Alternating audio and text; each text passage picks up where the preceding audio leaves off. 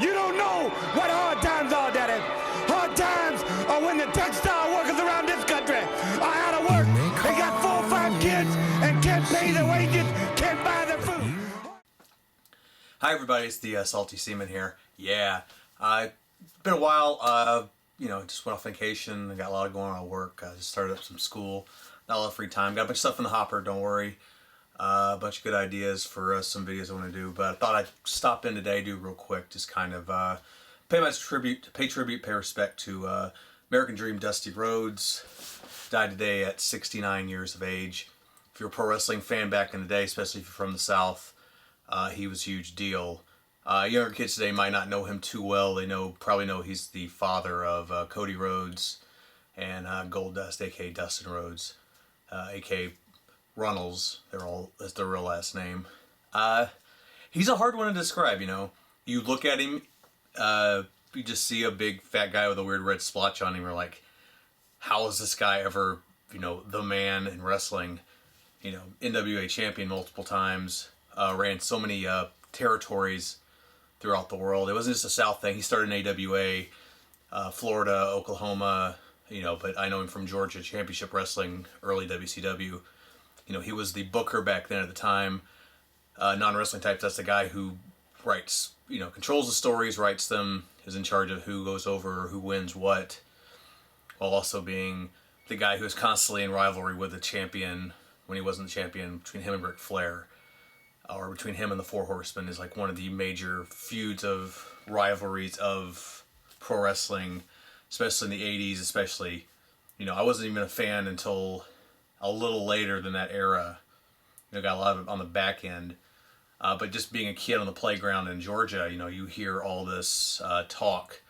I knew the name Dusty Rhodes, the Four Horsemen, Ric Flair, all this before I even started watching wrestling. As well as I knew Hulk Hogan, Randy Savage, and Andre the Giant. That might be a regional thing more than anything else, but he was always a big deal. About everyone I knew, do a Dusty Rhodes impression, baby. We're gonna take it all the way to the pale window, cause the American Dream is gonna wine and dine with kings and queens, and he's gonna sleep in the gutter eating pork and beans, or something like. I just screwed it up. It doesn't matter. But he was a charismatic dude. He was the everyman, and that's why his gimmick worked. It's why he could be kind of an overweight guy with a bad dye job, and but he looked like he was the common man. That was his gimmick. He was just another guy who just had a load of charisma, could really talk, and he could wrestle. He wasn't he wasn't like the greatest technician in the world, but he knew what to do and how to do what he had the best he could. And again, he's just him and Flair. Right now I'm right now watching the great rivalries on WWE Network between him and Ric Flair. It's just, amazing. Maybe we'll sit down just, real quick, get this out. One of my heroes, one of the great legends of wrestling, WWE Hall of Famer. I've been working backstage with them for years and years. First time he came to WWF in the day, he was in polka dots and kind of, went from being like one of the biggest stars in another organization to kind of being, just kind of a B player and just a fat guy in polka dots. And people gave him a lot of crap about it and thought, they disrespect this guy.